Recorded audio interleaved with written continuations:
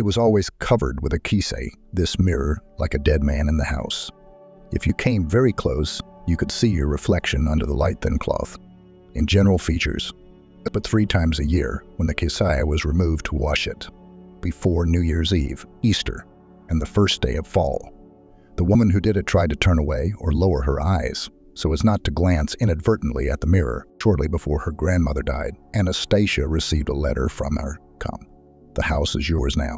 Remember about..." And then there was the drawing so familiar, the frame, and of course the mirror. What the hell? Anastasia had no intention of coming before, as her mother had done in her time. She was the first to flee the old house for good, breaking tradition. When the eldest in the family died, the next one took her place. The words home and clan had always been synonymous in their family. The house was built by my great-grandfather to a certain extent. The only important thing is that the house was born in the 18th century, and before it stood in a large village on a hill by the river. Then with time the river became shallow. A dam was built above, and now it was necessary to go down and walk far to the water, and the village was gone, and the town crawled close to the house and was already licking its eyes at the old building, already sending people to buy it for nothing and then tear it down. And don't be such a steely character of grandmother. In a word, all those who rolled their lips had to admit, yes, the monument of culture and the house itself and the garden around it, with arches, arbors, grottos, and fountains, too. Well, the mistress is an old woman, so we just have to wait. Her grandmother knew that she could not bequeath her estate to her daughter. She shivered at the mere memory of the house, with its traditions, silence, and things that gave her goosebumps. She ran away from it, as they say, with lard on her heels. In the end, my grandmother called Anastasia, and she came. She didn't intend to leave Paris, didn't want to return to Russia at all, but everything coincided. Her husband's betrayal, a long and painful divorce, her life shattered into shards, and Anastasia packed her bags. She knew what she was doing. The house demanded a renunciation of everything else. Serving it was becoming the main meaning of life. So in essence, in the state she was in, she had 2 options: to kill herself, or to stretch the process out over time, to let the house do it. Anastasia chose the latter. But now, 20 years later, she knew that her ministry was over because she had no children, and everything would be over with her. Those who would come here later might want to turn the house into a hotel or a museum, enchanted by its antiquity. The weather vanes on the turrets, the stained glass windows, the carved doors, and the black stone slabs. But the house won't allow it. And when the new owners realize this, having suffered 33 misfortunes, they will simply tear down every last bench, and there would be a wasteland instead of a house, a blank page of sorts. Anastasia hesitated further, though. Maybe the strength of the house is not in itself, but in the place on which it stands, and no matter what they built instead. And then Anastasia had a dream and realized it was too soon to despair. The one she wanted would be here soon. Only the dream was strange. Anastasia wasn't supposed to tell anyone about the new mistress of the house. But even if she did, there was no assurance that life would be as peaceful as before. The house had a premonition of something. It's still vague. That fall my mother decided that they would winter at the dacha. Mom adored the dacha and the places around it. In general, it was a privileged place. It was a peninsula near the dam, which used to be a real island before it was built. One side were locks, motor ships, barges, yachts. On the other side was the river and the mountains behind it. My mother was once lucky enough to buy a plot of land and a dilapidated house cheaply from a woman who was leaving in a hurry, and she had to get everything done one day. Since then, from early spring to late fall, my mother worked here with enthusiasm. Every spare, and even not quite a spare rubble, went to work. But now there was a 2-story house, and the flowers delighted my soul until the snow came. In November, my mother always said goodbye to the dacha with regret, as if it were a living person. She walked around the house, stroked the walls, patted the door as if it were her own shoulder, and promised that in April there would be a new meeting. And this time she said, "You know what I'm going to do, Maggie? I'm going to winterize this place for you and me." Basically, the idea wasn't so crazy. Mom only needed the internet to work. The cottage had a great stove and several electric goats, so no one would freeze. The only thing was that almost all the dacha owners were leaving, and the store they had here was closed until the next warm season. "It's okay," Mom said. "I'll go grocery shopping once a week on a donkey." Donkey, she called their old car. "Well, you'll have to put up with your girlfriends," my mom continued. "You'll go to daycare for 2 days anyway, and then you'll be sick for 2 weeks. You don't get cold so easily. You're a hardened little man, but all these viruses." So they stayed and wintered well. Maggie didn't even notice the loneliness. It turned out to be happiness not to rush to kindergarten in the morning, but to lie in bed and look at the drawings on the carpet. Her eyes transformed geometric lines into fairy tale characters. Outside the window, it was slowly getting light. The outlines of trees were coming through. My mother was calling for breakfast. And the air was dizzyingly clear. The smell of strong coffee thickened, became palpable. The golden, sunny circles of scrambled eggs my mother sprinkled with green onions that grew on the windowsill, and the slight burning of its taste was a premonition of spring. And on New Year's Eve, the two of them hung twinkling curtains of garlands in the garden, and everything sparkled and shimmered like a fairy tale. But then, as if they had conspired, they turned off the unnecessary light, and then the stars shone brightly in the sky, and the thin sickle of the month promised them riches in the coming year. They only had to show him the silver money. They didn't go inside for a long time, mesmerized by the beauty of nature, and only when they were completely frozen did they come back to sit by the fireplace. Her mother brewed some willow tea, which grew in the neighborhood in summer, and she kept Maggie awake, telling her witch tales for a long time because New Year's Eve was a special night, and it was not supposed to be the night for sleeping. January, with its many festivities, slipped by, and in February the snow began to drizzle, and Mom made friends with the snow shovel, because otherwise they would have been prisoners of the cottage, unable even to reach the driveway. In March, near the spring, Maggie found the first flowers of the mother nephew, and in April, trouble came. Then they said it had never happened before and would never happen again. An accident at the dam, the one that rose above their peninsula. Dacha dwellers always waited for spring with apprehension. The hydroelectric power plant began to release water, and the amount of water it would release depended on whether it would flood the neighboring small islands, and whether the water would reach the houses and cellars. This rarely happened, and when everything dried up, the dacha owners had to start repairs. It was believed that the dam had a safety margin for generations to come, but no one could have predicted that there would be heavy rains in the upper reaches of the river, and the snow would melt so rapidly, and the hour would come when all the gates would be open, and the water would rush over the top, flooding everything around. The evenings were already long, spring evenings, and Maggie had gotten out of the garden unauthorized. It was a loophole she could not see from the house. She was going to look at the river water always fascinated her, and at this time, when it was swirling and foaming near the dam, when flakes of foam were carried by the current, especially at this time. So at this time she found herself at the water's edge. Perhaps if she had been older and looked to her right, she would have had enough sense to realize what was happening and had a couple of minutes to rush to the higher ground. But she didn't realize, didn't notice, didn't understand. And when the water surrounded her, picked her up and carried her, she was saved only by the fact that she knew how to swim. Of course, in the icy river she would not have lasted 10 minutes, but next to her was the river's spoils, logs, planks, all sorts of junk, and you cover, maybe from someone's cellar, which became like a raft for her. There could not yet be any help. Those people who had just seen the flood were still recovering or calling any emergency services. And the water was so cold and the wind so scalding, when darkness began to fall before her eyes, Maggie only had time to wonder, could night come so suddenly? She felt sick. It was very hard to breathe. It was as if there was not enough air in the air. Someone's hand lifted her up and held her upright, but Maggie couldn't even hold her head up straight. It kept falling on her chest. "Have a drink," said the woman's soft voice. She tucked pillows under Maggie's back, made her comfortable, and sat down on the edge of the bed herself. "We have to move around a little bit, or we'll get congestion in the lungs. You have to finish this one." Every last drop. It was very difficult, because after each sip, Maggie fell asleep, or more accurately, fell into oblivion. In the end, the woman took pity on her and let her lie down as before and didn't bother anymore. But from that day, the first time Maggie drank from the cup, she began to recover. Now, every now and then she woke up, looking at the objects around her and the woman who came toward her as soon as Maggie opened her eyes. She was tall, very thin, wearing a billowing dark dress. Her hair was combed smoothly into a knot. Her face was so stern that she seemed incapable of smiling. But sometimes she did smile, and when Maggie asked for food, she blossomed. She brought an egg on a little tray, some breadcrumbs, a cup of tea, and she started spoon-feeding Maggie. She put a breadcrumb on the spoon, dipped it in the yolk, and brought it to her. Come on, come on. Maggie felt that her teeth were soft, not even strong enough to chew dry bread. Still, her strength was returning, albeit slowly. The first question Maggie dared to ask, well, where's Mom? Where's Mom? The girl didn't ask.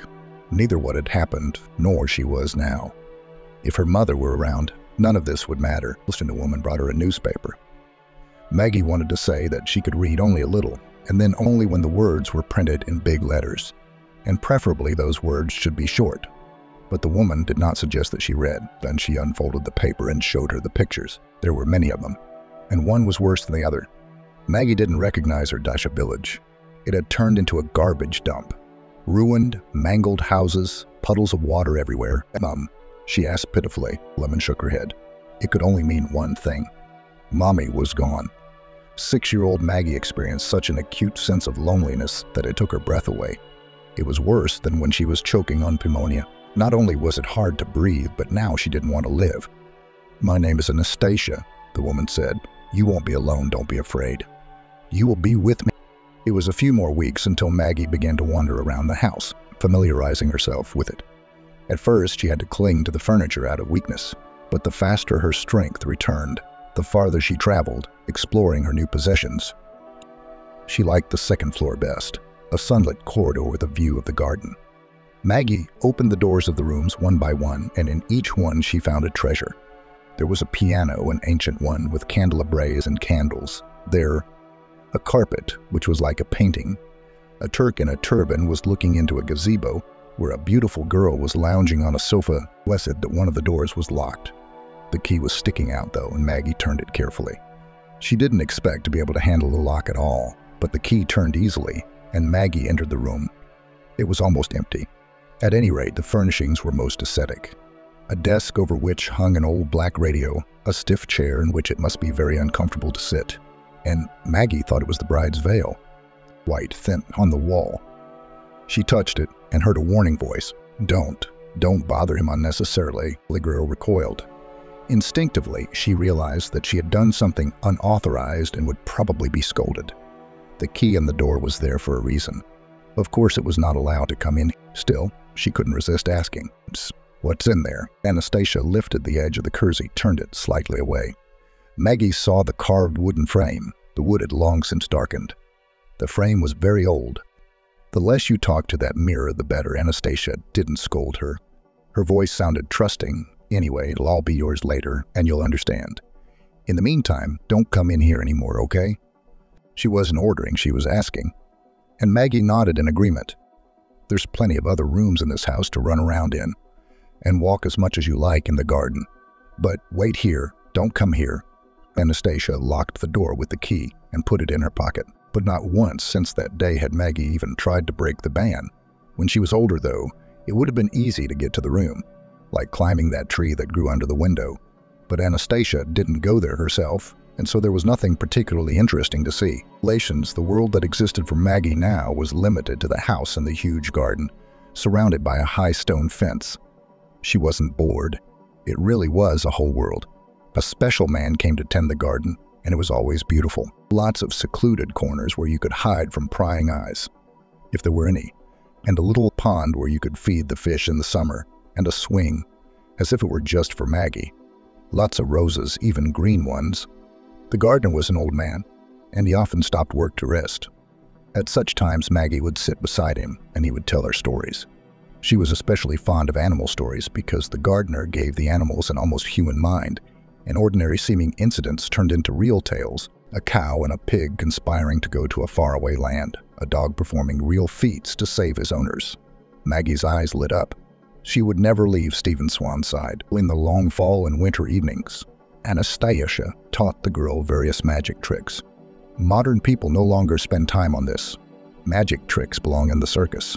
But Maggie had deft hands and a sharp memory. They started with different card games, like the simplest one, when one person chose a card and returned it to the deck, and the second had to guess what card is conceived. Then Anastasia started to show how to make an object disappear in your hands. There it was, and it's gone. There's the mirror for tricks, too, Maggie asked. You know, the one in the closed room? See, "Do you know about the crooked mirrors?" Anastasia asked. Maggie shook her head. She had not had time to see this generally antiquated amusement. Like all girls, she played dolls, and the simplest games on a tablet. "Then I'll show them to you first," Anastasia said. "And then we'll talk about what you want to know." From time to time, they made outings. Anastasia realized that it wasn't entirely safe. What if someone she knew asked her about the girl? Or if someone from Maggie's former life recognized her? The search for those who had died in the flood had long since ended, and Maggie was numbered among them. If it had turned up otherwise, Anastasia would have gone to jail. It wouldn't have saved her from joining the angels if she hadn't pulled her out of the water. But Anastasia took the risk, and every now and then, of going out on the town with the girl, always away from where she lived, always for a little while. And when she and Maggie returned, both of them always felt the strangest feelings. When they opened the gate, it was as if they were stepping from the present into a past where roses bloomed and swings swayed quietly, where the fast, nervous 21st century had no entrance. Anastasia drove a machine that was older than herself. But Maggie was cared for like a living thing, and she still lived, and she drove them leisurely to wherever they wanted to go. This time they went to the park. It was not a work of designer art, but an old amusement park in the suburbs, a kind of excursion. Young people, like birds on perches, sat on the backs of benches, putting their feet on the seats. Along the alleys, the kids were taken on a mini steam train with tiny open cars. There were Devil's Wheel and Daisy and Illusion, in which it seemed that you were turning upside down and the ceiling, which should be at the top, was floating under you. The room of crooked mirrors was not popular and was empty. A full-figured woman, the one checking tickets, was bored beside her. Maggie instinctively sensed that Anastasia attached great importance to mirrors, so she squeezed her older friend's hand tight in the surety. In vain. There was not a single person inside. Sunlight poured through the small windows in the ceiling, and dust flecks danced in it. Mirrors stood in a row, and Maggie moved from one to the other, watching her face and body change as they stretched, widened, and undulated. It was amusing, but no more. Maybe if the boys had been in Maggie's place, they would have laughed and pointed fingers at their supposed ugliness. But it took more than that to make Maggie laugh. The girl turned back to Anastasia and looked up at her, question. "It'll make more sense to you now," Anastasia said demurely. "In the meantime, let's go." They spent another hour or so in the park. They rode up on the Ferris wheel. Maggie felt as if the wind that ruled the city could pick her up and carry her as easily as it carried the painted autumn leaves. At an outdoor cafe, they ordered large portions of milkshake, Maggie a strawberry, Anastasia a chocolate. It was fun to dip the straw into the lush foam. In short, it was a wonderful day. And when they got home, Maggie never mentioned the mysterious mirror. In fact, she had forgotten all about it. She had enough to do besides. She was tired and slept so soundly that she didn't seem to move once during the night that she realized in the morning that her back and neck were stiff. However, after breakfast was over, Anastasia told her herself, "My DPHMs." Maggie realized what it meant and jumped up eagerly. When they reached the door that she had not opened since that one time, Anastasia unlocked it, took the key out of the keyhole, and put it in her pocket. "I won't lock it again." They stood at the mirror. Anastasia hesitated a little, and lifting the Keisel, threw it over the top of the frame. It was a rather large mirror, allowing me to see myself full length. It was a little tarnished from time, but otherwise it looked quite ordinary. The frame was the only good thing about it, the carvings so finely carved they were uncommon nowadays. A real weave of wooden lace. Maggie hesitated for a moment. She didn't understand why. She began, eventually, but she stopped her. "Look at our reflections," she said. Maggie began to gaze. Of course, her gaze was fixed on herself. After a while, she began to think that the girl reflected in the glass was more beautiful than she was. She had unusually smooth skin, and it was as if she had a slight gold cast to her skin. Maggie's features hadn't changed. It was undeniably her, but there were accents. There was a strength in her gaze that had never been felt before, and her whole appearance had taken on a marvelous harmony. It was hard for Maggie to take her eyes off her reflection. That girl in the glass was so good. She shifted her gaze to Anastasia's reflection and almost gasped. The simple face had turned into a countenance. A thin nose, perfectly shaped eyes, but there was no color in that face. It was waxy. Mirrors would do better if they reflected more. Or thought, Anastasia said thoughtfully. It's a French poet's phrase. It can be translated either way. Now look at this. She stepped back to the desk, where a chocolate-colored plush album lay on the table. Anastasia flipped through the pages and pulled out a photograph of a rather handsome middle-aged man. She turned the picture over so that the mirror would reflect it. A few moments passed and the man's face changed. His cheeks pulled back and sagged slightly, his lips curved, his gaze became different. It was the same man, but now his face was a complete reflection of his character. Overbearing, self-centered, intolerant. "That's my ex-husband," Anastasia explained. "Oh, but how does a mirror do that?" Maggie was amazed. "I don't know." Anastasia replied simply, "In my memory, it's always been there. Maybe it's older than this house, maybe my great-great-great. I don't know how many times great-great-grandfather brought it from somewhere. But when you look at it, you start to see the real you. You can't hide anything from him. There are no secret movements of the soul for him. And I can't even tell if it will stay that way if you take it out of the house, or if it's the other way around if this place gives it its power. But there are two things you need to know that I will tell you. First of all, you can't take it out in public. It'll all be over at once. People will rush like vultures to investigate it, refute its power. Some will admire it, others will laugh at it, and it won't stand for that. That's why I showed you the crooked mirrors. If someone sees it by your carelessness, try to defend the mirror, say that it's just crooked, a toy for the public, and hide it the first chance you get. Secondly, avoid looking at him too much yourself. The longer you stare at him, the more power will bind you. What will happen to you? It's hard for me to describe. One time when I was looking at the mirror for a long time, it was as if something from it was transmitted to me. After that, when I looked at people, I could read their minds. I thought I was going crazy. I hung up the mirror as before and hardly ever went into that room, and gradually it went away, but it was scary to feel such power. It is not given to man, and he must not trespass on it. Maggie looked around with the directness of a child. And all the things in here are magical, right? The table and the chair. Anastasia grinned slightly. What magic? It's something that really exists, but we can't yet understand it or explain it. The table and chair are just ordinary. Only this, she tapped her finger on the radio, is a funny thing. It looked like a very ordinary, primitive device. Black plastic on the back, and the front part was white, slightly dusty. A frequency scale, a white wheel. I wouldn't turn it on, Anastasia said. Mo, with it, you never know what you might hear. Most of the time, it's just noise interference. If you rotate the dial slowly, you can get to a popular song or news, but sometimes voices begin to sound.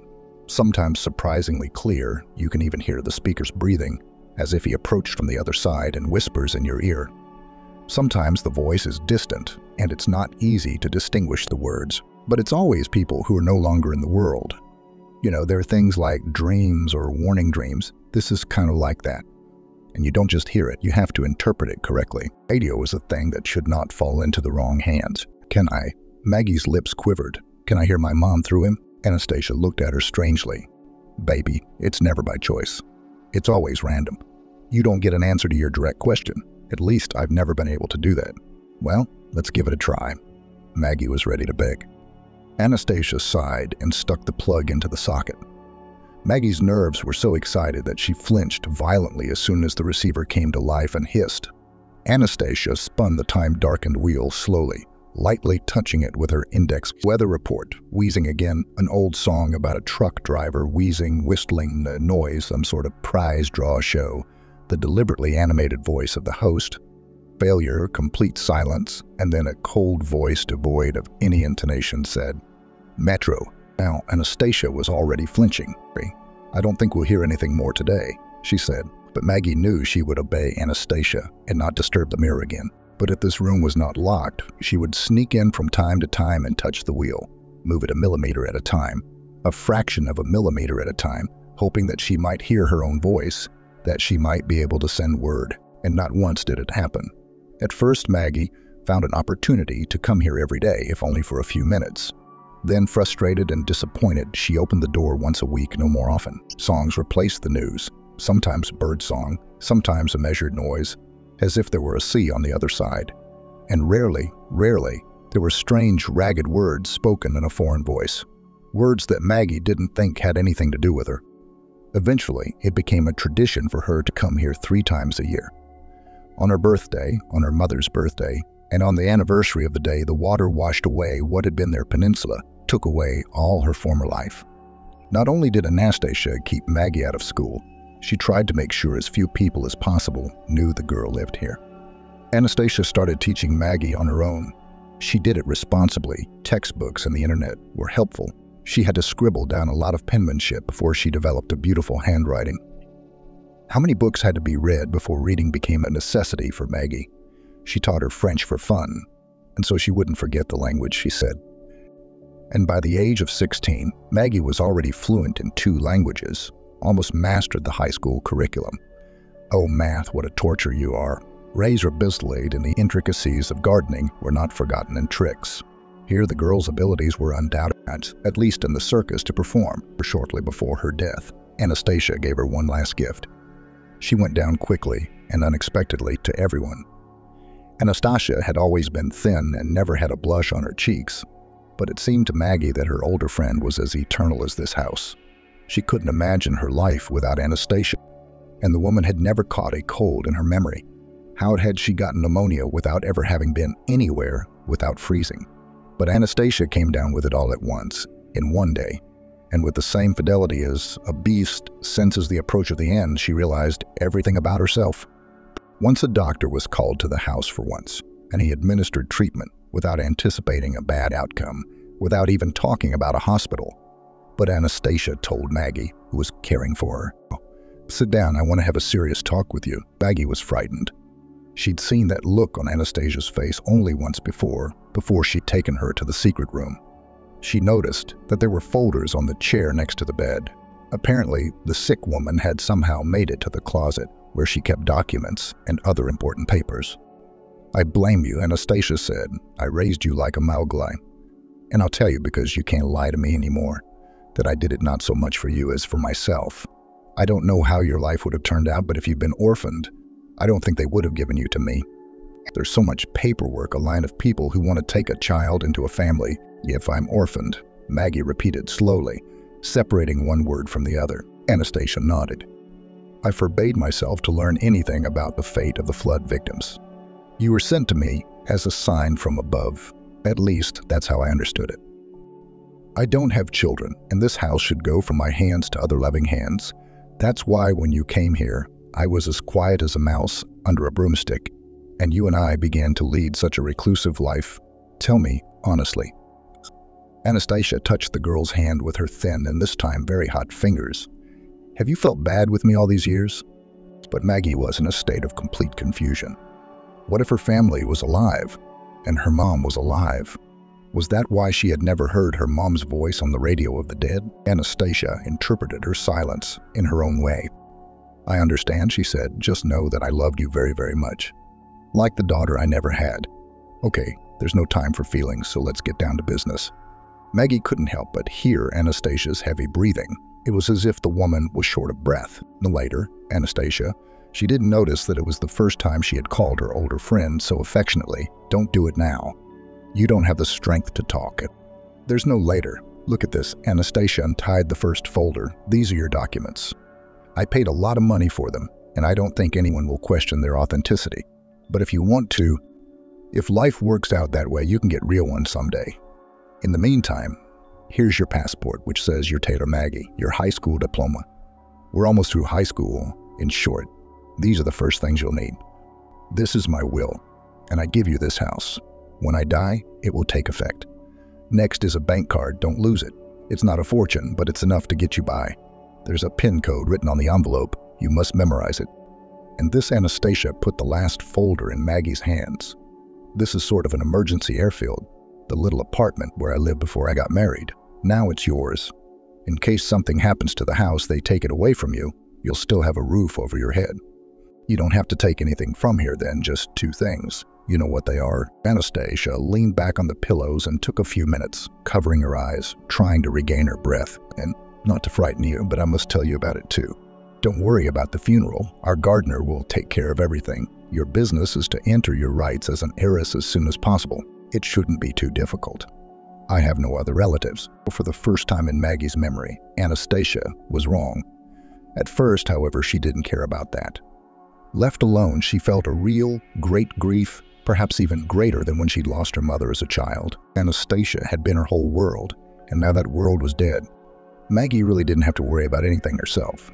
All the trouble of the funeral was taken care of by others, both the old gardener and the staff of the bureau. The funeral service was held in the farewell hall. Maggie realized that Anastasia didn't want to let any extra people into the house even after she died. There was a tired, stern face in her coffin, and it seemed to Maggie that now Anastasia was listening to someone to them, the living, invisible, and what he was saying she did not like. To the girl's deep sorrow was joined also anxiety. And when Maggie went back to the house where she had spent most of her life, it seemed vast, desolate, and gloomy, a veritable crypt.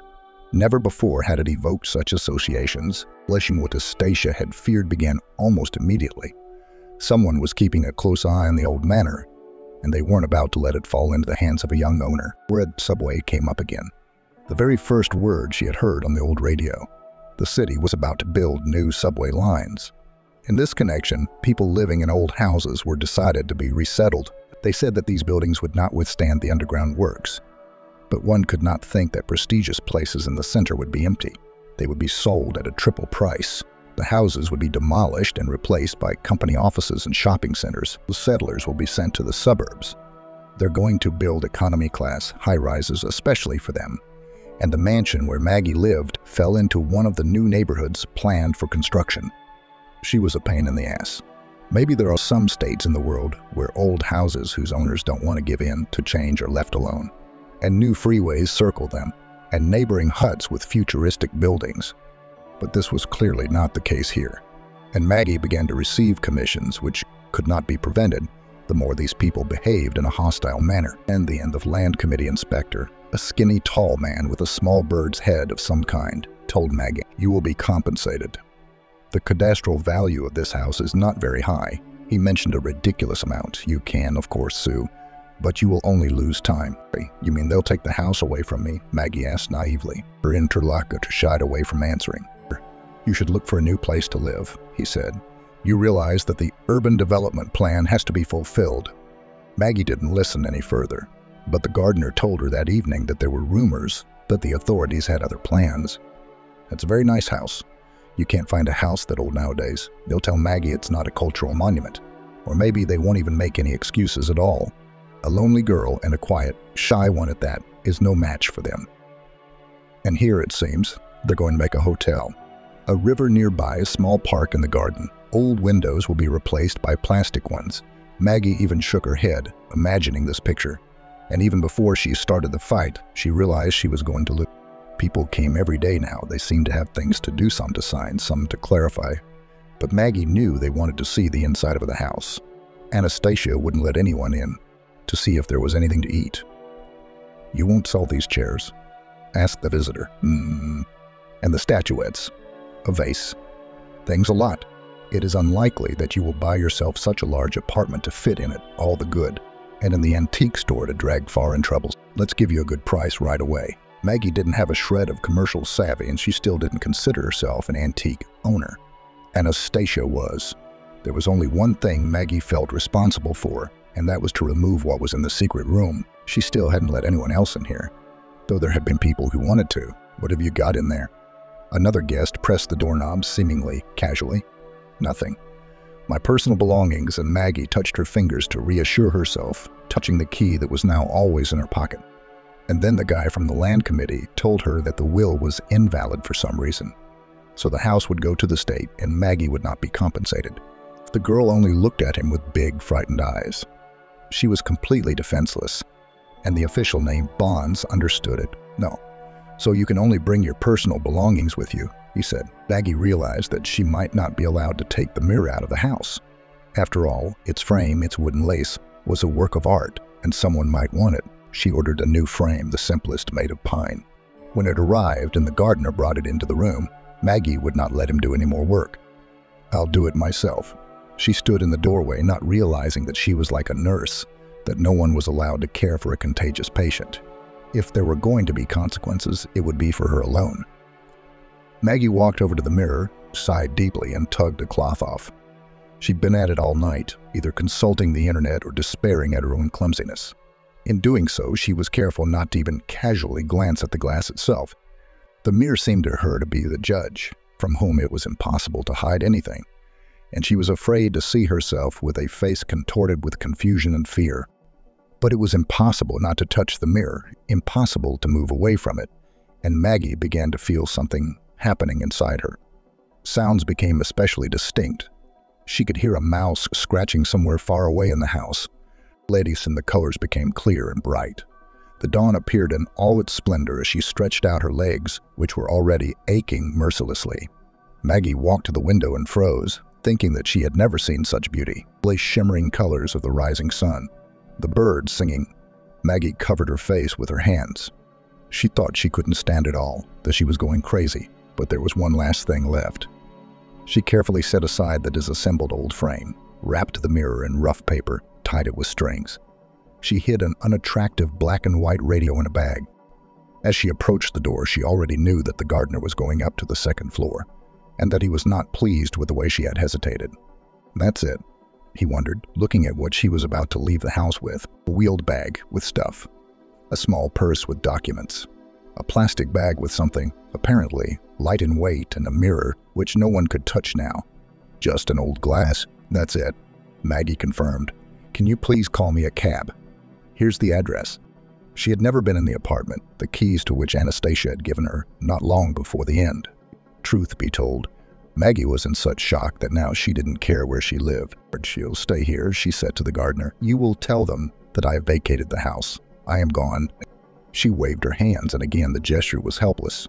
Maggie could easily read the gardener's thoughts. I could take something from here for myself. There's money to be made for antiques. Take it, Maggie said, as a memento of Anastasia. You were good to her, and your garden was so beautiful. She ran down the stairs, leaving the man standing with his mouth ajar. The ride was across town. Maggie settled into the back seat and supported Mirror carefully, like a child. She didn't want the cabbie to help her carry her things in, though he offered. The worst thing was that the apartment was a one-room apartment. I mean, no meters didn't matter to Maggie, but to live with a mirror in one room. Then she saw a built-in closet in the hallway, and with a sigh of relief, she placed her burden there. Didn't even unfold the paper. Then she closed the closet and put a hook on top to make sure. Anastasia hadn't rented the apartment to tenants. No one had been in here in a long time, and the air was stale. It smelled like dust, if dust could have an odor. Or was it Maggie's sensitivity now, like a sheepdog? The girl opened the shutters and only now began to look around. It was the most ordinary apartment, and the current aesthetes would undoubtedly call it murdered. Wallpaper and floral in the room, furniture from the 20th century, a wall unit, and a few crystal vases, a sofa covered with a plaid plate. The kitchen made it especially clear that Anastasia lived here alone. A couple of small pots, a teacup forgotten on the table, a single stool beside a small table. Now her loneliness, like a baton. Anastasia has passed her loneliness to Maggie. The girl went to the window. That's what was fortunate about this house, the place where she stood, on the corner where the boulevard ended and the square began. A fountain with bronze figures of children, and behind it, a theater building, columns, arches, a real palace. I had to start living, everything from scratch. To go to the store and get at least bread, tea, and sugar, wash the dusty curtains, put things away. But Maggie hesitated, staring at the building that reminded her of a palace. She knew something was about to happen. The feeling was so clear that a chill ran down her spine. She needed to stop being a Robinson at heart, to end the involuntary reclusiveness she'd been living in all these years, to get to grips with all the things she still didn't know, to understand what stores she needed and how she should behave in them, what and where in this big city, how to use transportation. Maggie's situation was worse than that of a foreigner, the one who didn't know the language but understood some general principles, drew parallels. Maggie was perfect, a blank slate, and she didn't have a single familiar soul in this city, only scrappy, vague memories from her childhood of what and how things should be. For she had been very young then, she had just turned 6. Her first forays into the world had been closer to traveling to another planet than walking around town. She found a bakery on the first floor of her house, and that's where she went.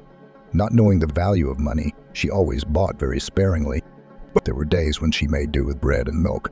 At moments when she was worried, her appetite was turned off completely. And now she was always shivering because of the abundance of new impressions that life had prepared for her. But almost every evening she found an opportunity to sit by the window. At 7 o'clock the play began in the theater, and on the eve of the performance, cars would arrive. Dressed up people would rush to the entrance and climb the steps. Maggie had never been to church, but something similar, reverent, she felt, emanated from this palace. And the expression Temple of Art was unfamiliar to her. And yet, unable to resist what was urging her to go there, she bought the ticket. It was imperative that she should go in with the others. She had not much in the way of outfits. In fact, these modest things could not be called outfits, except for a black silk dress which she rarely wore and which looked newer than the others. The last time Maggie had worn it had been to Anastasia's funeral. As she arranged her hair into a simple style, she hesitated for a few moments. There was only one mirror in her apartment, a small one in the bathroom. The only thing she could see in it was her face. And even then, in the dim light, and she needed to know what she was like. And Maggie knew who would tell her the truth. She went to the mirror, whose silent presence she had always felt, and lifted the tulle she had draped over it. A thin, almost ethereal girl stared at her inquisitively. She looked like an illustration in a book. The big eyes and the hands, the outline of the head, the neck, exactly like a graphic. Maggie sighed, both convulsed and relieved. She realized why the mirror saw her that way. Subconsciously, she feared that grief, confusion, helplessness had disfigured her soul. She'd already realized by now that it was the soul that the glass reflected. But no, she had not yet found herself in the world, absorbing what she saw, forgetting herself. And the mirror made her look like that, like a stroke of a pen had drawn her now, and still she was good. A quarter of an hour before the performance began, she walked through the doors of the theater, immediately joining the stream of spectators. Never before had there been so many people around. They crowded in the check room, strolled through the foyer. In fact, there was nothing special about this theater that would make it stand out from the others. Stairs to the second floor, and from there, the entrance to the balcony. At the foot of the stairs was a small winter garden and a pond with goldfish. A buffet in the corner. There is music, laughter, and colored lights. Because Maggie had just looked in the mirror, she saw very vividly now, in fragments, as if she were moving from one picture to another. Here was a hand with a crystal glass, a straw rising from the white foam. Here was a fish wagging its tail in the mysterious depths, and the tail was translucent, like a golden plum. The doors of the hall opened. Everything was full of expectation, premonition. Maggie entered timidly, as if she was not sure whether she had the right. The place where the miracle would be performed, she felt it. But it was impossible to fully immerse herself in this impression. She had to find her row, her place. Finally, she sank down into the red velvet chair and froze, hardly breathing. The performance made an overwhelming impression on her. It must have been a long time since anyone cried at an old operetta. Silva had been in this theater for years.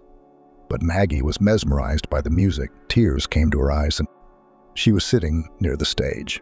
And when Silva threw the edge of her bow on her shoulder, a scarlet feather fell into the girl's lap. Maggie clutched it in her fingers in a purely mechanical gesture. Almost from the very beginning, her gaze was fixed on the actor who played the protagonist.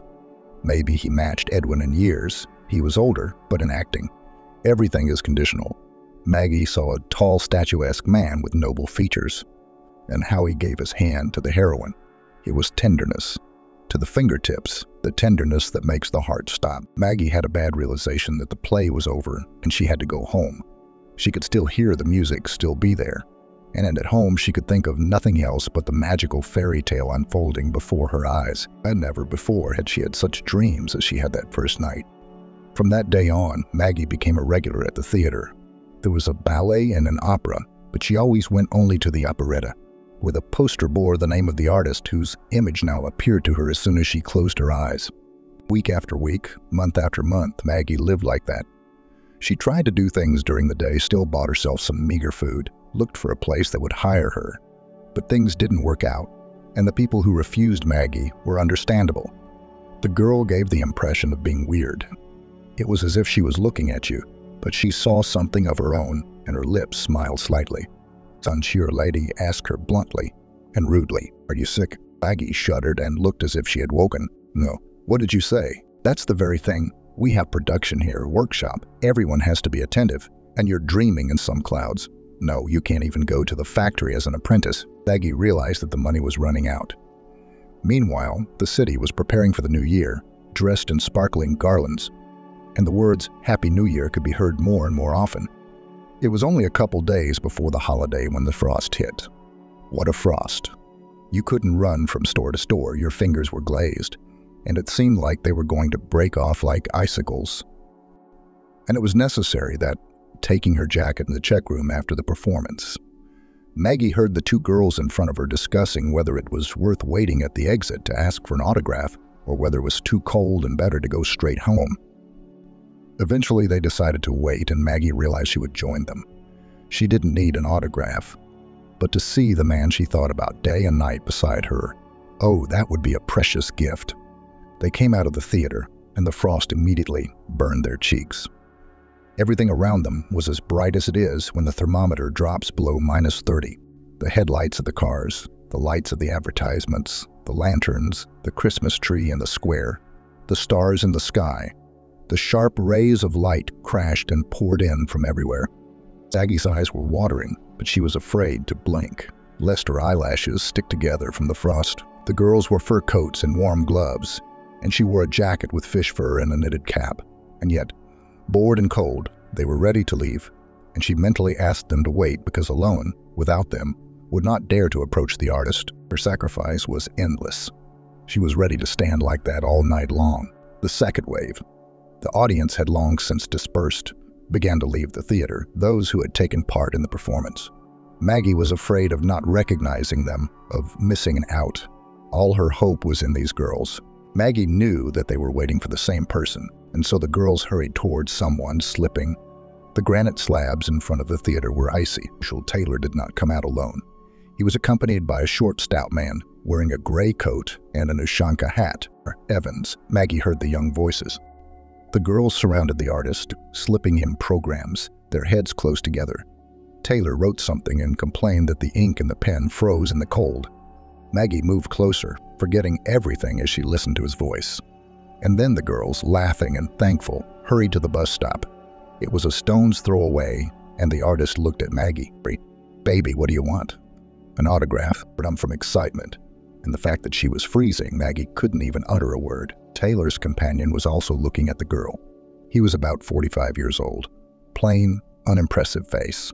The artist had gotten serious. "Baby, you got someplace to go?" Maggie could have pointed to her house across the square, not 2 steps, but 1.5 steps, but she was shivering like a puppy. She would have been shivering like that if it had been a hot summer. It was all about who was talking to her. The men looked at each other.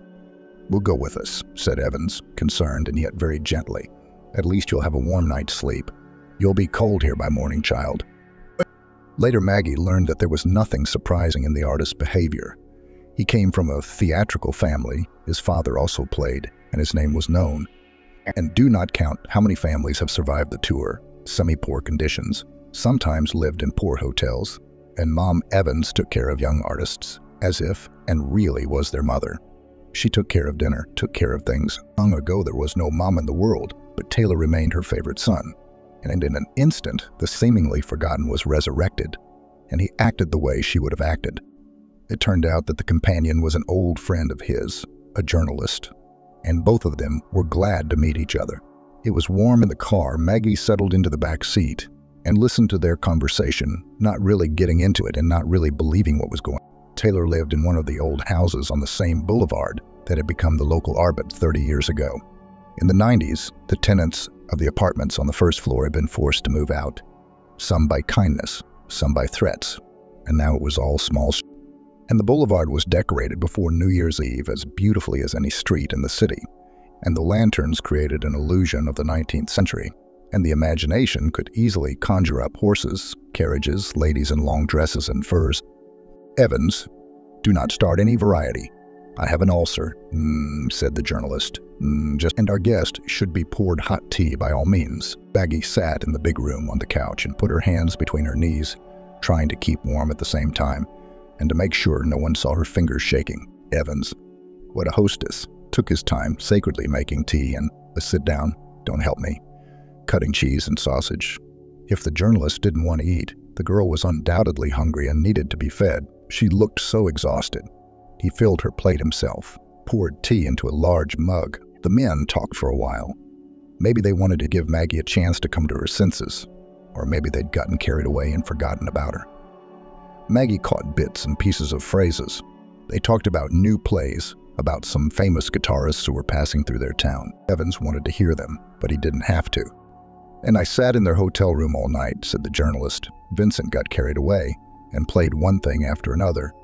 "No, tell me why you came to me," Evans said suddenly to Maggie, and she, who all these months had not told anyone anything about herself, really began to tell, rambling, confused, sometimes stopping for a long time, choosing words, then finding them, then not finding them.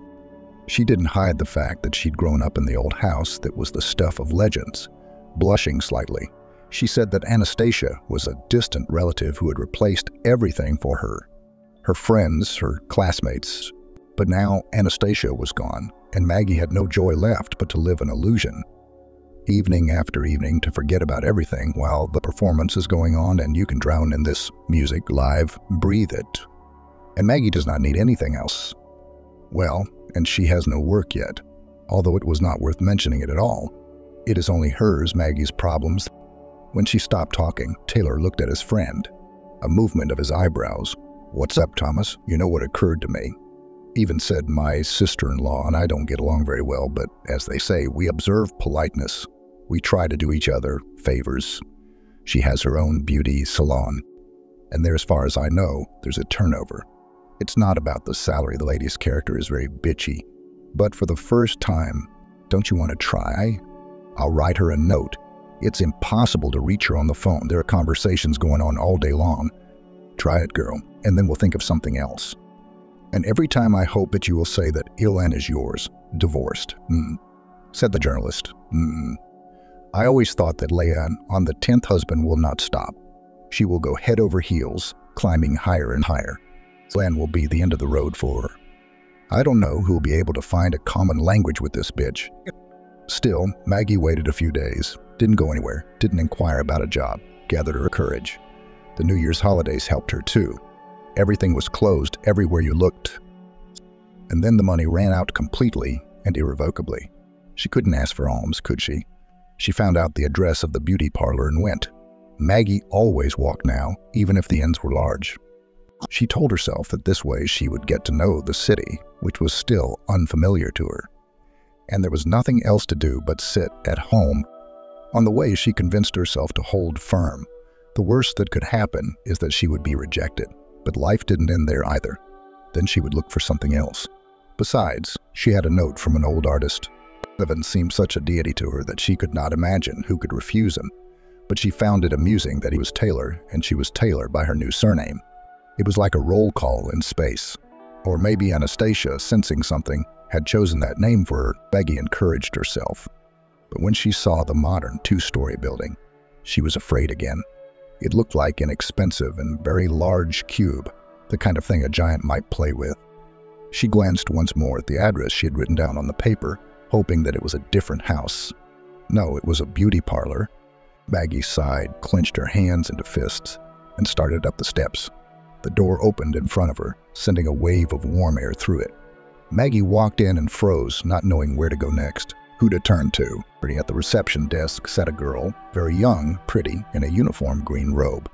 She said hello and asked if Maggie had an appointment, and if so, who did she have an appointment with? "I'm about the job." Maggie had to cough and repeat the phrase.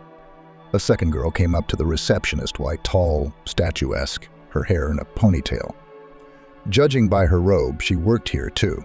She was obviously going to say something, but when she heard Maggie's words, she just snorted. And the receptionist was still trying to remain polite. "What did you want to be? Do you have some kind of education? Maybe you're a beautician, a hairdresser, manicurist, anything." Maggie felt a pleading note in her voice. "No, I didn't go to just high school." "Me, she wants to be a cleaning lady," explained the redhead with a ponytail to her coworker. "No, I don't think we have any." The receptionist began.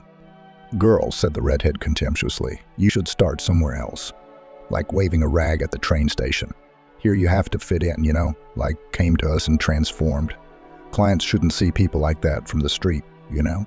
Don't you look after yourselves at all? Maggie was so hurt, so confused, that she didn't even think of running away and slamming the door.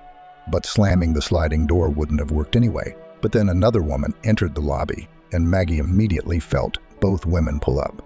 It was impossible to ignore her, and Maggie couldn't take her eyes off her for a few seconds either. The woman was young, short in stature, but with a regal posture. Her black dress emphasized the whiteness of her skin, and her hair, also black, fell in waves over her shoulders. Her lips, painted with bright red lipstick, were striking.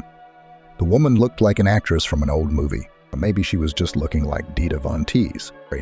Island Bush, the redhead with the ponytail, began. Maggie realized that before her was the owner of the salon, the same Leia with a bitchy character. The girls obviously wanted the scene with Maggie did not attract the attention of the boss, but she was already looking at Maggie and raised her thin eyebrows, waiting for an explanation. Maggie didn't have to look for the note, all the while clutching it in her pocket. And this is probably for you. She held out a piece of paper. Island Bush unfolded the piece of paper, took one look at it. Her expression didn't change, and she seemed to make decisions quickly. Now you going to be a cleaner? She asked. You have no education, and we have no other vacancies. Maggie nodded hastily. You can go out tomorrow. At 8 o'clock, you'll come with your documents to Kate. She nodded at the receptionist. She'll show you what to do. Aileen Bush crossed the lobby with a swift step. There was business waiting for her somewhere out there in the parlor offices. The girls were silent. Maggie nodded awkwardly at them, but there was still silence in the hall when she went outside. It is wrong to think that the work of a cleaner is the easiest. Anyone can do it, and that it doesn't take much skill to wag a rag. In the first days, Maggie was afraid that she would be kicked out with a bang. So much to remember, so many little things not to miss. After all, she had seen all these jars with cleaning and disinfecting agents for the first time.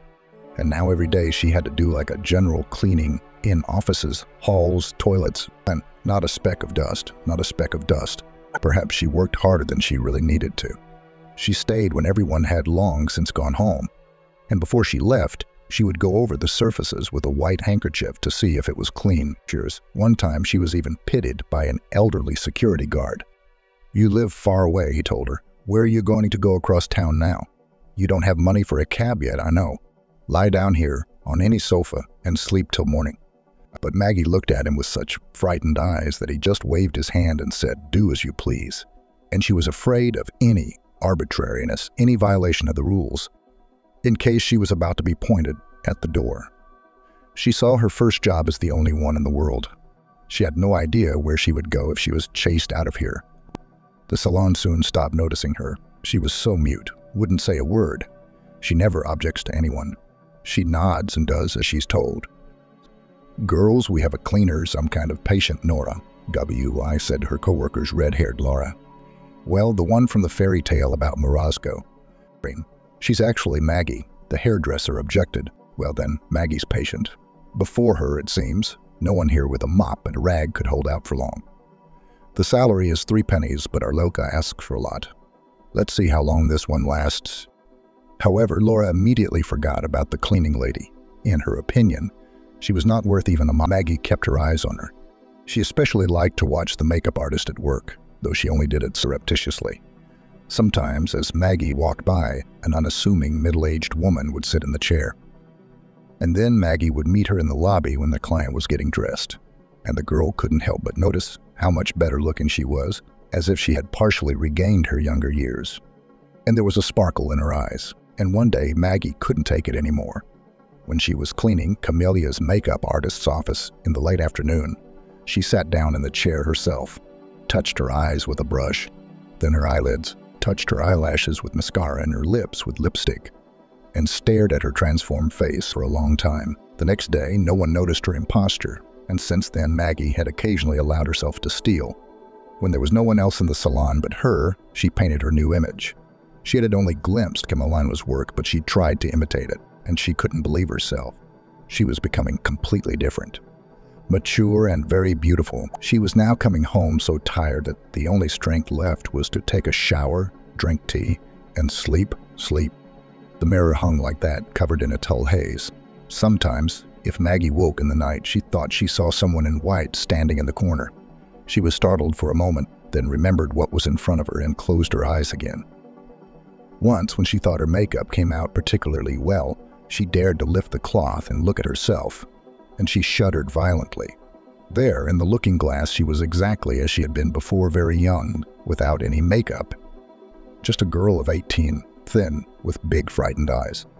But the room behind her was not reflected, as if it were not there at all. It was just darkness. It frightened Maggie, and she hastily put the towel back and stepped back with a pounding heart. There was no reason, though, no reason at all. The salary, which the girls scornfully called 3 pennies, was enough for now. At work, Maggie immediately changed into her uniform and stayed in it all day. Work and home, she never went anywhere else, and she had nothing to spend her money on. She had not yet seen for herself the temptations of the big stores, and now there was no energy left for the theater. Surprisingly, after Evans had talked to her, she was no longer as eager to go to plays as she had been when she had breathed them. Maggie knew now that she had been given something more. She could call Taylor. He'd given her his phone number and talk to him, to himself, not stare silently out of the auditorium at his character, like not just her, but the entire audience. No, she hadn't dialed his number, but she had it, which meant that at any moment she could pick up her cell phone, and already that made her feel happy. She spoke to him mentally, and for now that was enough to say that evening. She didn't realize that Aileen Bush had stayed in her office. Maggie was about to finish her work when she heard someone enter the lobby. The guard said hello and was answered by a male voice. Surprisingly, the visitor, who had come in at an odd time when none of the masters were present, was not asked to leave. The visitor walked down the hall toward the office where Maggie was finishing mopping the floor. The girl hurriedly bent over. The partition separating her from the corridor was made of glass, and Maggie saw a young man in a light-colored coat with pleasant and somehow familiar features. "Good evening," he began, and where they looked at each other. Maggie was a little confused, wondering if she would be guilty of something. The young man looked as if he were enchanted. Working this late. He didn't know what to say, and it was obvious he'd said the banal words just to avoid being impolite. "And you were looking for..." And immediately she realized who was in front of her. This is what Evans might have looked like when he was younger. "So it's Aileen Bush's husband," and Maggie said what she didn't doubt. "No, she's probably long gone. And if you see your father, please thank him for me." "But we agreed to meet here," said the young man, "and you are the girl my father told me about." So he hadn't forgotten about her yet. And Maggie's lips trembled. She was trying to hold back a smile. So they looked at each other and smiled. "Well, I guess if it was about a tramp freezing outside the theater, that's me." About me, heels tapped on the stairs. Aileen Bush was coming down. One glance at Maggie was enough for her to notice and appreciate her makeup, and to understand its origin. "You'll put $3,000 in the cash register tomorrow." She had been addressing the girl as you for a long time. "If you touch the cosmetics again, you'll be fired." Maggie turned away hastily to hide her flaming face. She knew she wouldn't reach for the jars and boxes on Camelia's table again. Wouldn't even look at them. She'd gotten herself in trouble after all. "Nolia," the young man began with a soft reproachfulness. Maggie remembered his name, Erlan. Elon Smith. But Aileen Bush did not wish to pay any more attention to this episode. She talked about her own business, about some accounts, and was the first to head for the door. Aileen Smith, with a guilty glance at Maggie, followed when the girl was alone. The guard in the lobby was not to be counted. It seemed to her that her strength had run out all at once. She didn't think she had enough to finish cleaning. She sat hunched over on a bench in the hallway for a while, and then she scrubbed the floors. And then she literally walked home.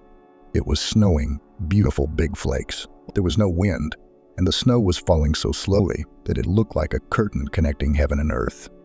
I wanted to sit down and not go anywhere else. And for some reason I wanted to cry. No matter how tired Maggie was that night, she could hardly sleep. She shuffled back and forth on the narrow, hard bed, desperate to get up and not even doze off yet. She got up, dripping valerian, the only medicine she had, and then anger replaced the sadness that brought tears to her eyes. So rather, a stray thought struck her, but it won't come true. It probably won't come true. Maggie ran to the bathroom, took a small mirror off the wall, breathed on it, and wiped it thoroughly. Then, holding it in her hands, she held it up to the larger mirror. After all, she herself, looking for a while into the magic glass, is charged with its power, then maybe, and the ordinary mirror will take over her, at least for a while. Maggie stood like that for a few minutes, and then looked in the small mirror. It worked. The same reflection was looking back at her as in the big mirror. Maggie knew that soon enough it would all be over, that the cheap glass would be left to itself. But she hoped what she had planned would succeed. And who would be able to expose her in that case? That evening, as she finished her work, Maggie didn't think about the makeup or camellia. None of it interested her anymore. She left the landlady's office for last.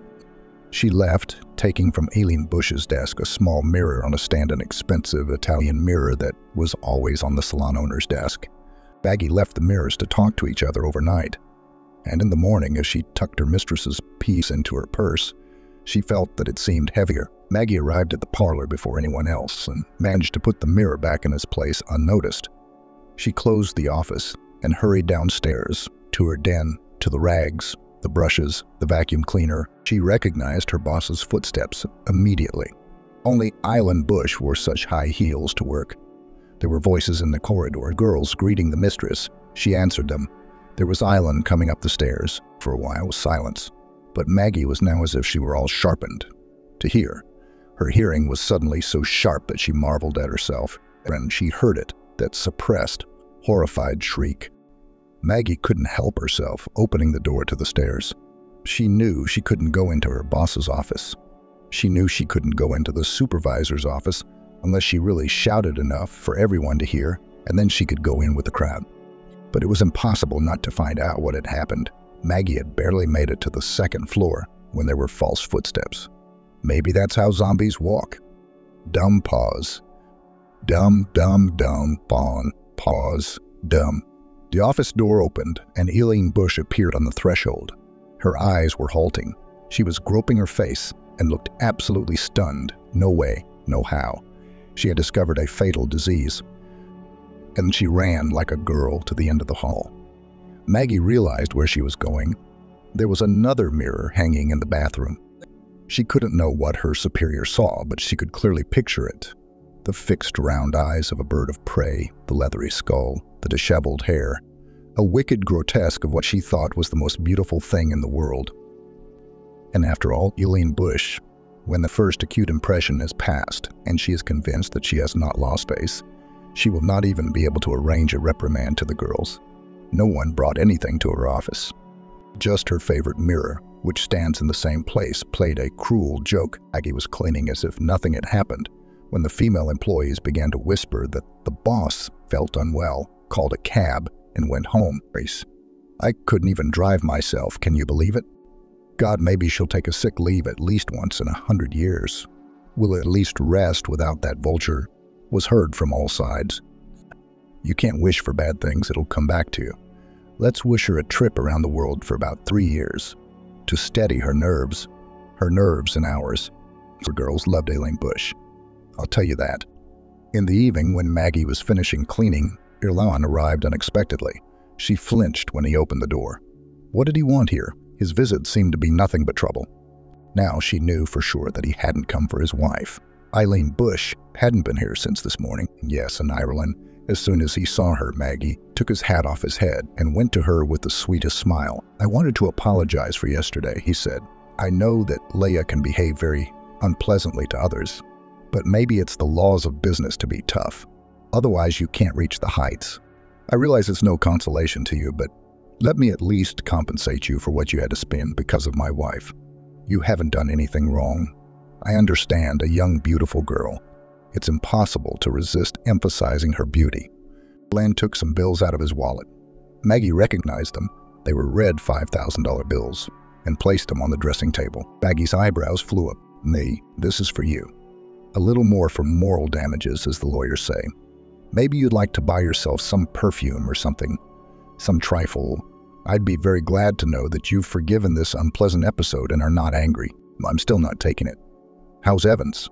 The first phrase came out in a shorthand, the second eagerly.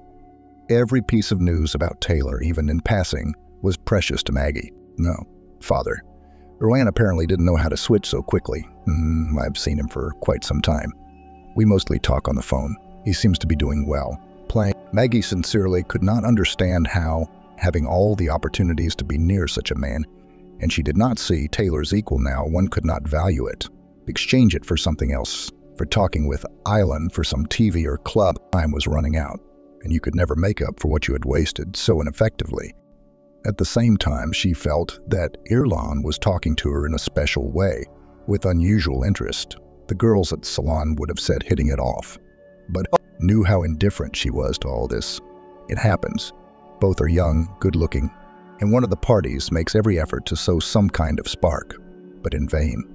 There's no fire, not even a small one, not even the light of a candle.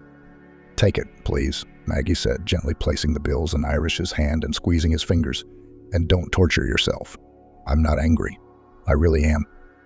Taylor got married very early, while still a student in the vocal arts department. He was considered one of the best there, but he knew he was unlikely to see the capital stage, unless a miracle happened and he was invited. From other future singers, Evans differed unprecedented for actors' modesty.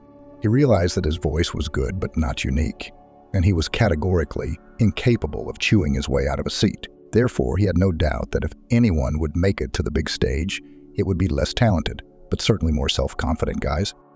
All right, let it be a provincial theater, as long as he was given the ones he dreamed of. In his senior year, he was already involved in performances at the local opera and ballet theater. And there he saw her, Lara, a future ballerina who had the most beautiful legs in the world. He was coming up the stairs, and she was coming down to meet him, to go to her wing, which was the classrooms where the students of the choreographic school were engaged. He saw her singing feet, as he called them afterward, and could not take his eyes off them. He began to look for an opportunity to meet her, but she seemed to be avoiding him. She didn't answer the notes he passed with the other guys, the ones who were braver. And when he got her number and tried to call her, she wouldn't answer his calls. Her conversations can please. No, I hate being looked at like a circus horse. I saw where you were looking and what you were looking at. But that's the first impression, he excused himself. I saw the face and the soul. Only a little later it was when they were both involved in the same play, and he put all the flowers he got. And he was playing the main character and the bouquets didn't fit in his hands. At her feet, when they married, his teacher jokingly rebuked him for putting a cross on his future. If you're married, you'll lose half the interest, if not most of it. Why don't you want to keep the audience intrigued for longer? Look at the characters you play. Can you remember a single play that starts with a happy wedding? That's the finale, and that's where you've chosen to start. But Taylor didn't care what anyone thought of it. He knew that he had met the only woman in his life, that he was a one-woman man, and that it was fate. But it turned out that Lara didn't think so at all. As it turned out later, Lara was attracted by the prospect, a young, handsome, talented artist from a famous family. Lara was still very young and thought that fame and a well-to-do life would come with the package. But then everything went wrong. Ireland was born, and immediately, he and his father were to blame for everything. Lara suffered at once. Figure, career, and ego. Her to return to the former form could not manage. In the theater, she was not expected at all. Unlike her husband, she was still only a corps de ballet, where no one would notice her absence. And to sit in the apartment, so simple, ordinary, to do the usual household chores, Lara shuddered. She was always acutely aware of how short a woman's life was. And a missed day was like a missed year to her. A year of tantrums, hand-wringing one nanny, another, and the old freedom doesn't come back and no roles are given. And how sickening it is to stand over pots and take up the mop. Eventually, Lara ran away. Island was not yet 5 years old when she left her son with the nanny, a note to her husband, and disappeared so suddenly that if it hadn't been for the note, a manhunt would have been launched. Lara found herself much later. In the capital, somewhere there, she settled in theater circles, quite possibly not as a dancer, but as some kind of administrator. The main thing, in the art and in the right circles, that she is going to remarry. Evans learned when his wife asked for a divorce. But who became her next companion, and what ended her struggle with everyday life? This was not even rumored. Taylor, on the other hand, continued to consider himself a one-woman man. He saw nothing good in it. Rather, he thought of it bitterly as ugly. Take, for example, those dogs who pine for years and wait for their master's return. If the whole canine species were like that, it would be extinct. We need to shake things up and get back on track, but Taylor couldn't. He found a nice older woman who cared for Igor like a grandmother, and she settled into his home for many years, gradually becoming a member of the family from a nanny, a theater, and a son. That's all Taylor's life was made of after Lara left. But the longer time went on, the more friends he made. His sincerity and charm, the complete absence of star disease, care for others, and the aura of great talent, which could not help but feel All this made it so that people were drawn to him, and a certain circle was formed. Undoubtedly, Evans hoped that his son would be his main friend when Ireland grew up, but the young man almost repeated his own fate. He married very early in a frank bitch, except that neither theater nor talent Ireland had, and God knows what kept his soul. Taylor could not find out. Leah was doing her best to limit communication between father and son, fearing bad influence, that Ireland would ask for freedom, but there were others. The same Thomas Adams, who also lost a son, only hopelessly the boy died. Thomas also reached out to Taylor for comfort. People of different professions and different characters in the house of the artist found that place where material things remained behind the threshold, and only what was valued in childhood and youth. Kindness, nobility, dreams, matters. Rand said that Taylor has his own mafia. Remember the Godfather, Evans? Don Corleone solved all his cases through friends, acquaintances, relatives. Only most people owed him something and paid the debt. You too. No matter what you have, whether you get sick, whether you need help, you'll find everything you need from your friends. But your mafia is not based on fear and duty, but on love. Maggie was one of the first to notice him when he came in again, but she hoped sincerely that he was not here to see her. She was in her office, and the salon was full of customers, but she was not going to be complimented by Alan Smith in this atmosphere, or to be handed that unfortunate money again. Nevertheless, it was to her that Ireland headed. "Please," Maggie said, "I told you. You don't have to give me anything back. It's really my fault. So it's a normal fine." "I'm not here for that at all." Ireland looked very tired and gaunt. "Father is ill. Can't you be his nurse for a few weeks?" he asked. "If you can." Of course, Maggie's voice was clear. She was ready to go right now without even putting on her jacket. "I don't care if she loses her job. What about him?" An intermittent sigh. There was no play in Irish's gaze now, only anxiety. And Maggie was looking at him just as anxiously. "Doctors are diagnosing pneumonia. For now. You know what could happen with that diagnosis. Anyway, there's no way to know yet. There's a doctor there every day. A nurse comes in to give shots. But you need someone to be with you at all times." "Are you on the machine?" Maggie asked. "God, what a fee. What are you talking about?"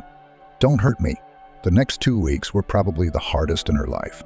The disease was ready to win, to take the artist with it, as it had already taken many and many. The doctor was from the same mafia. From close friends, came twice a day. The nurse came even more often. Her name was Isabella, and as Maggie realized, she had been in love with Taylor before. Isabella knew her work perfectly. She had a light hand for injections, but as often she had tears in her eyes, which is not typical of nurses. Maggie, in addition to night duty for the sick man, took care of the household. One day, when Evans had fallen asleep, she and Isabella, both drunk with fatigue, were drinking tea in the kitchen. "You know, he's so simple, so kind, so available," Isabella said. And Maggie knew she was talking about Taylor, but he doesn't really want to love anyone else. And he's built this ice wall between himself and the people around him that's thin, transparent, you can't see it. But it's there. I tried, figuratively speaking, to press my whole body against it and melt it, but I couldn't. I just froze myself over and over again. And it hurt so much to thaw. Maggie was given strict orders from the doctor to take her temperature and saturation every hour, and if anything, to contact him at any time of the day or night. And then call an ambulance. Evans didn't complain, only said once with a guilty smile, "I keep looking for a pose that will make it easier to breathe. My lungs feel like they're flooded with water." And then he had, "Children, don't worry. I've lived long enough. Don't worry about me." That day it seemed to her that an even more difficult time was coming, and that the end might be near. So Maggie decided to go home and get some things so that she could stay here permanently. A few changes of underwear, the little things you can't do without if you're not in your own house. Maggie had everything she was going to take with her in a quarter of an hour. And then, she didn't know why, the movement was purely mechanical, automatic. She plugged the plug of the old radio into the socket. Every time she thought it would never come to life again, never make a noise. But it always woke up. There was a whistling sound, and then rustles, noises. Maggie spun the wheel slowly. "Take the mirror to him," Anastasia said suddenly, as if she were in the next room. Maggie flinched, so that the receiver almost fell out of her hands. "Am I going crazy?" She asked either herself or the radio, and almost immediately asked the question she thought she would never ask. "Anastasia, what about my mom?" Maggie hadn't thought of her mother in recent years, but now, as the emptiness approached, and no one would be by her side. "She's not here," Anastasia said. "Forgive me both, you and her." The noise came again, and it was so easy to imagine that it was all Maggie's imagination that she was beginning to have some sort of auditory hallucination from fatigue. And then she walked over and, biting her lip, began to remove the mirror from the wall. The Taylor's apartment was crowded until the evening, and this despite the fact that the doctor had forbidden all but the most important people to come, but there were quite a few of them. Besides his son, whose place was in any case here, there was Isabella, and also that partner who had sung with Evans for many years, and Thomas, who could not be excluded. But few people went into the room of the sick man himself. They crowded into the other rooms and into the kitchen, making tea and coffee, talking quietly. Everyone is surely waiting to say goodbye. Maggie's heart broke. But the sick man was dozing all the time. He didn't call out to anyone. Finally, near midnight, Maggie was the only one left in the house besides Evans. Usually this time was the most precious to the girl, but it was also the most difficult. She alone was responsible for anything that happened to Taylor during these hours. The sick man was half sitting up, covered with pillows, breathing hard, but each time he asked Maggie not to sit beside him, but to go to bed. "Put my tea on the table and go," he pleaded. "I promise. If anything, I'll call." He's not strong enough to call, Maggie used to think, but he's delicate enough. He'll try to go to the afterlife quietly, so as not to disturb anyone. And she distracted Taylor as much as she could, asked him about plays, about roles, about familiar artists. But often, when he enthusiastically began to tell, she noticed that he was choking, and then began to talk about anything herself, as long as he didn't chase her away. But presently she brought him tea, and immediately went out and returned, carrying back the heavy thing. "No, what is it?" Evans asked quietly. The disease wouldn't let him speak any louder. "Mirror, look at yourself. You want to show me how sick and ugly I've gotten." Taylor stroked her arm with dry, hot fingers. "Maggie, I already know. Don't, really. You are welcome." Never had such a pleading tone been in her voice. And he looked. There was silence. Maggie looked not at the mirror, but at Evans. At first his face became more and more stern even. It was the way one might look at an approaching storm, at an enemy on the offensive, and at the last line beyond which was eternity. Then his expression changed now. Evans looked as if he was eagerly waiting for the judge to pronounce a verdict or acquittal. And finally, tears came to his eyes. Then Maggie stepped back and looked too. He was very young there. That Taylor remained a child at heart, she knew. But now it was confirmed. Maybe only a little older than she was, about 25 years old, but no more. Not a king, but a prince. And yet, it was undeniably him, impossible not to recognize, and his gaze was both trusting and wise and something else. It was as if he knew everything, as if he'd been where Anastasia was now. Evans sighed convulsively, but as deeply as if the air had finally broken through his chest. "I'm out of breath," he said, not believing himself, "but I can't be like this. If I am like this, then all of life is justified. It means that in what I've experienced, I've kept my soul." Maggie cried, covering her face with her hands. She felt as if she were the one who had been pardoned. "No, Thomas," Evans said. "I'm done with the stage. After what I've been through, I'm tired and out of breath. But that's not the point. I still want to live, you know, all my life in art, in the realm of shadows, in imaginary images. And life slipped through my fingers. Now, as long as I am destined there, I want to go out on the grass in the morning to walk barefoot on it. I want to plant a garden, damn it. I want to go to the sea, not during the time free from touring, but when I want to see it." "That's quite a gift you've given yourself," Adam said. They walked slowly, turning from one garden path to another. Evans had sold his luxurious bar apartment, withdrawn his savings from the bank, and bought the old house. "It's not a gift for me," Taylor said seriously, "or rather, it's not just for me. It's primarily for her." Maggie was in the house, fiddling with dinner. "And of course, nothing will change for you," Evans went on. "All my friends can come to see me whenever they like, as long as they like. We'll have a table here in the garden, under the awning. Oh, what evenings we'll have. I think the house has learned a lot, too, in the time it's been in other people's hands.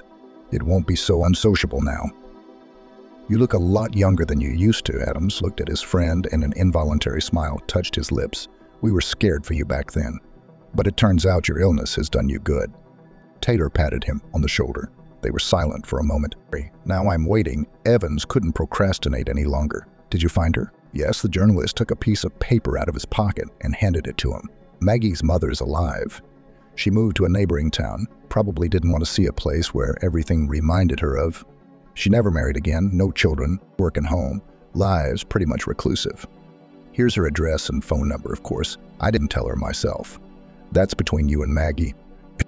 I should probably be the first one to call, Evan said worriedly. It would be too much of a shock if she heard her daughter's voice right away.